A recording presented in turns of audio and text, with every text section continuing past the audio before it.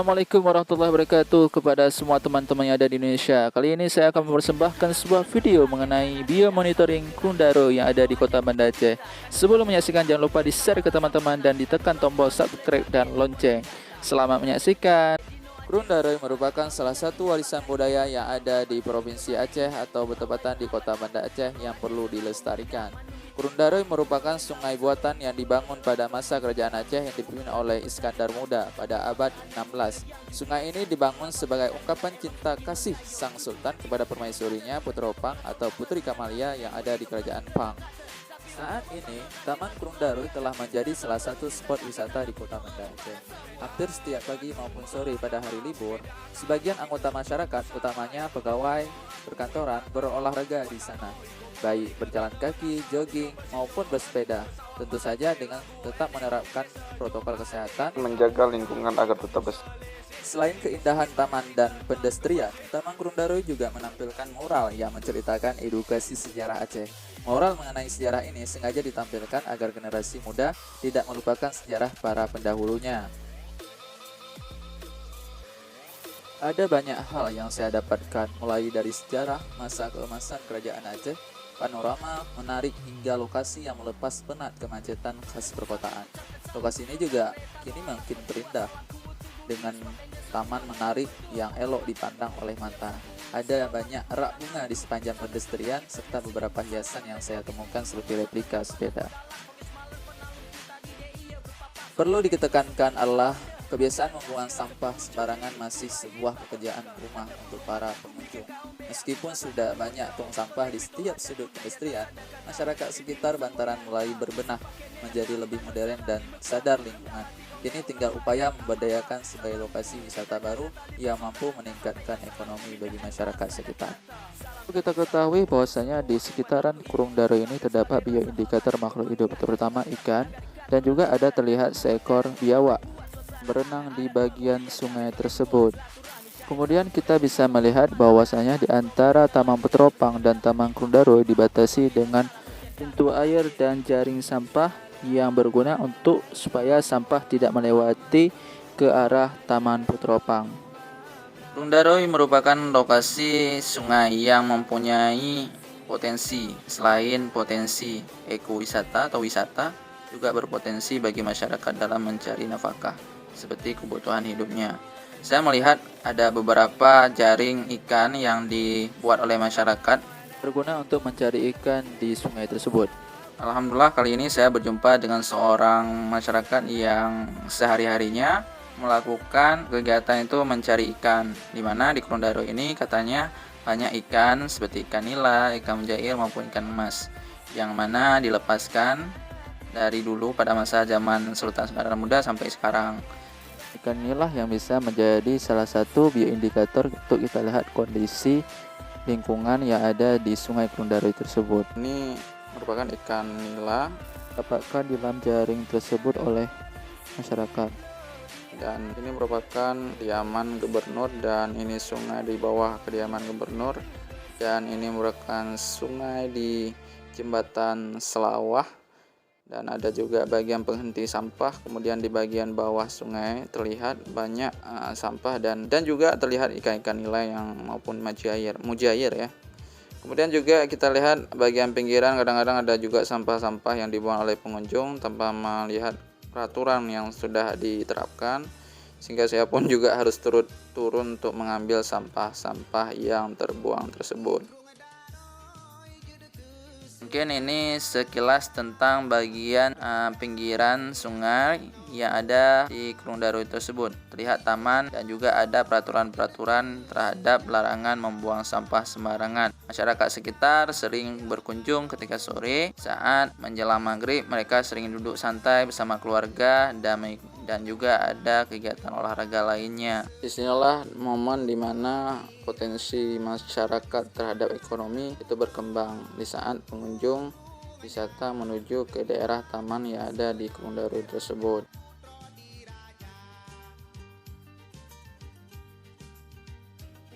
Selain dari keindahannya, juga terdapat sebuah musala yang berfungsi untuk bagi pengunjung dan masyarakat setempat. Kemudian juga ada beberapa lokasi yang saya kunjung untuk mengikuti arah sungai. Itu dari Ketapang, Luk Matai, Nesu, Gece, dan sampai menuju Punge. Sampai akhirnya saya mendapatkan di bantaran sungai yang ada di Kampung Bumi Flora dekat Punge, belakang Masjid Tunku Umar yang berada di Kampung Stui. Nah, di sini kita lihat bahwa airnya berwarna agak keruh, agak tercemar bagian sampingnya. Kemudian kita akan menuju ke Bayan Punge, di mana di Bayan Punge ini terdapat pabrik tahu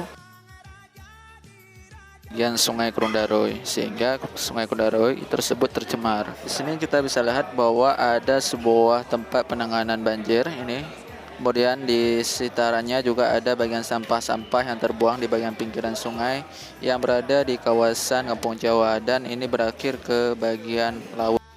Nah, kembali dengan saya. Kali ini saya akan melanjutkan tentang apa sih biomonitoring. Nah, terutama biomonitoring yang ada di Krundaroy Aceh. Nah, sebelumnya kita harus mengetahui dulu apa itu biomonitoring. Bio artinya ilmu yang mempelajari tentang biologi atau tentang makhluk hidup. Sedangkan monitoring adalah artinya mengamati. Jadi kita bisa memaknai bahwasanya kita mengamati terhadap lingkungan makhluk hidup yang ada di sekitar kita. Oke. Nah, biomonitoring ini apa sih? Monitoring ini merupakan metode dalam pemantauan kualitas air dengan menggunakan indikator biologis.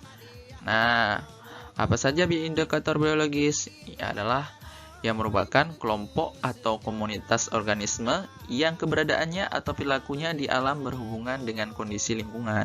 Kemudian bioindikator ini berfungsi di saat apabila terjadi perubahan kualitas air, maka akan berpengaruh terhadap keberadaan dan perilaku organisme tersebut, sehingga dapat digunakan sebagai petunjuk kualitas lingkungan tersebut. Kemudian jenis ideal yang dapat digunakan sebagai bioindikator itu adalah organisme akuatik terutamanya yang tidak memiliki tulang belakang. Kemudian, bioindikator yang dipakai dalam pemantauan kualitas air itu harus memenuhi beberapa kriteria, yaitu yang pertama, sifat hidupnya yang relatif menetap tidak berpindah-pindah meskipun kualitas airnya tidak mengalami perubahan. Kemudian, dapat dijumpai pada beberapa zona habitat akuatik dengan berbagai kondisi kualitas air.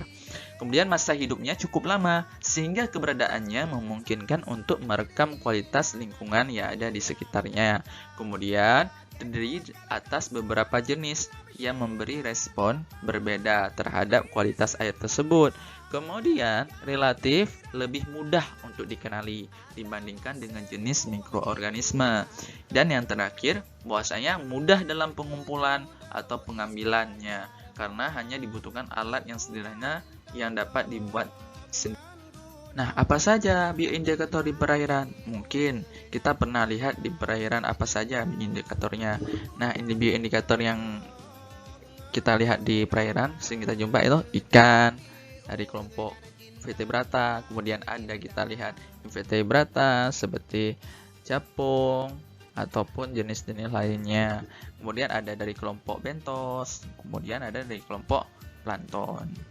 Ini mungkin sering kita lihat di saat kita berada di perairan maupun di sungai. Nah, selanjutnya cara biomonitoring umumnya dilakukan oleh peneliti yaitu yang pertama mengamati atau memonitoring kondisi yang ada di lingkungan tersebut. Seperti kita mengamati kondisi yang ada di bagian sungai, seperti Sungai Krundaroy yang sudah saya lakukan tersebut. Kemudian kita tentukan metode apa yang cocok untuk mengambil sampel yang ada di lingkungan tersebut. Kemudian kita identifikasi sampel yang kita dapatkan, dan terakhir kita mendapatkan hasil daripada identifikasi yang kita lakukan. Kemudian kita cari solusi bagaimana cara agar hasil yang kita dapatkan tersebut bisa terpecahkan. Nah, cara misalnya di perairan, kita bersihkan perairan tersebut agar tetap bersih dan terjaga daripada pencemaran air, terutamanya yang ada di bagian perairan. Nah, berikut dapat kita lihat bahwa ada satu jurnal yang pada tahun 2012 yang melihat tentang kualitas air Gunung Daroy.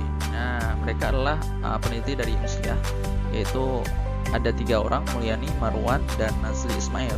Mereka ini peneliti ini menjelaskan atau meneliti tentang kualitas air dengan menggunakan parameter fisik, yaitu misalnya mereka melihat dari segi bau, warna air, kemudian temperatur, kemudian termometer air, kemudian pH, kemudian konduktivitas listrik dan TDS maupun keguruhan yang ada di Gunung Daroy tersebut.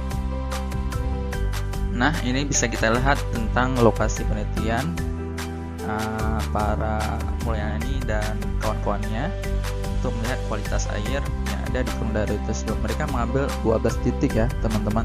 Dia ada dari titik Mata I atau Aceh Besar sampai Banda Aceh, yaitu lokasi di mana saat kita lihat tadi di video. Kemudian dari 12 titik ini mereka melihat seperti yang saya kasih tahu dari segi parameter fisik.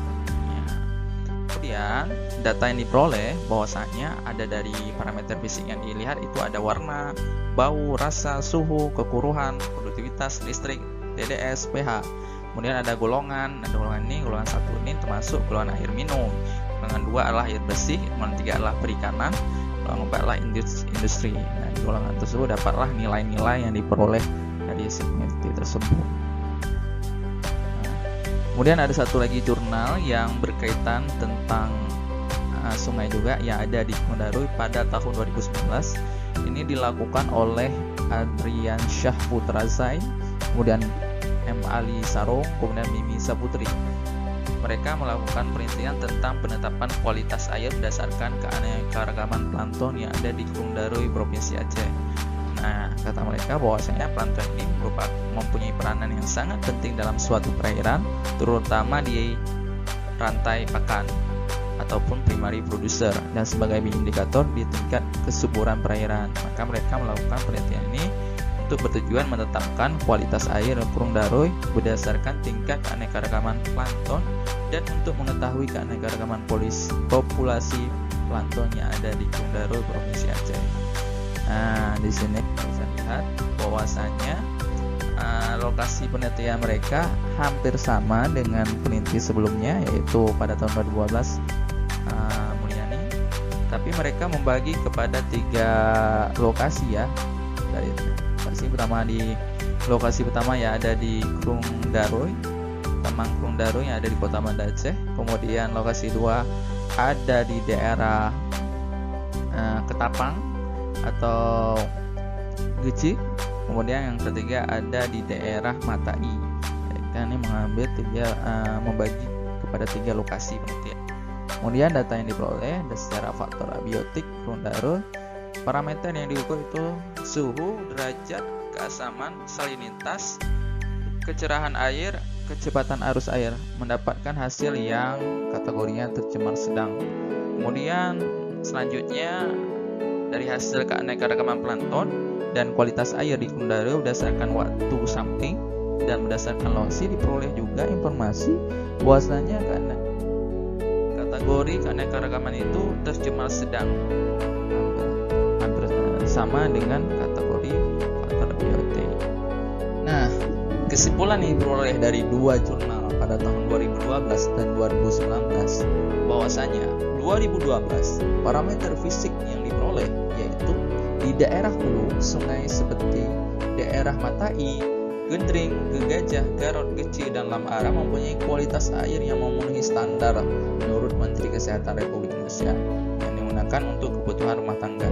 Sedangkan di daerah hilir seperti Lambe, Gece, Komplek Gece, Kaya, Jatuh, kemudian Setui, Nese, Peniti, Muara, Gunung Daroy yang kualitas air terindikasi telah tercemar kecuali parameter temperatur, TDS, dan konduktivitas listrik.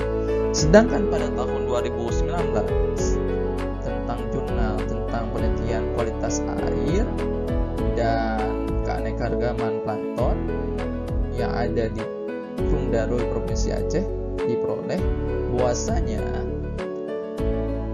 pencemaran yang ada kualitas air yang tercemar di daerah tersebut itu dalam kategori sedang.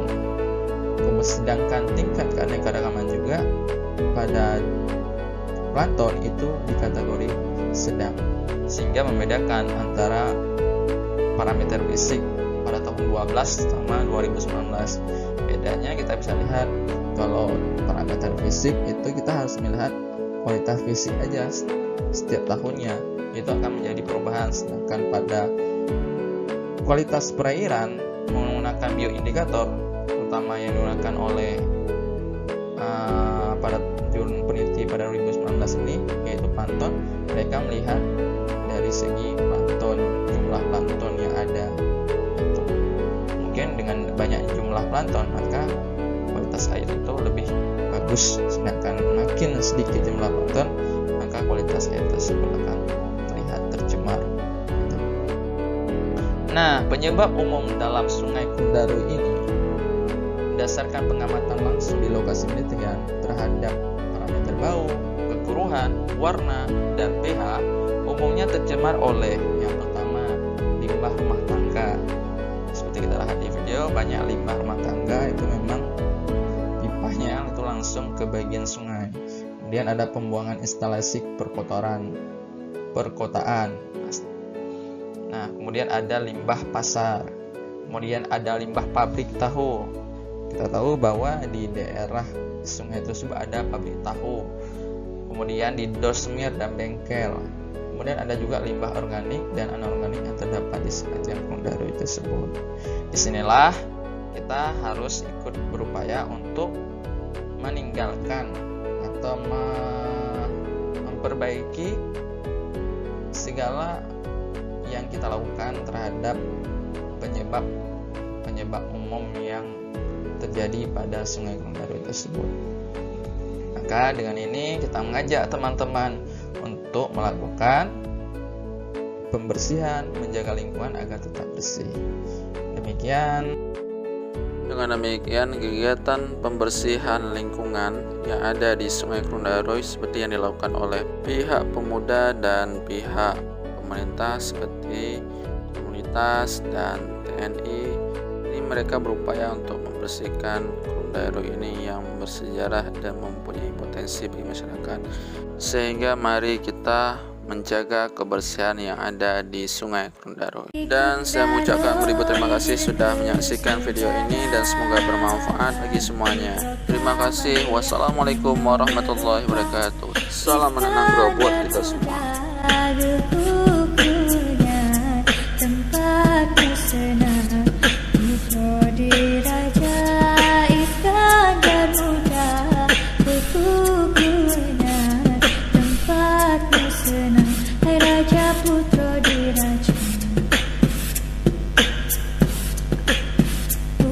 Krung daroi longle matai ijile utama banda meliko puta lam taman putra pama alon lang babine meliko raja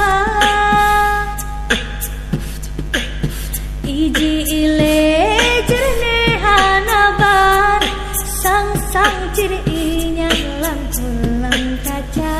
lagi tungkal kausar lam syurga lapan keisembahya raja di raja ada musim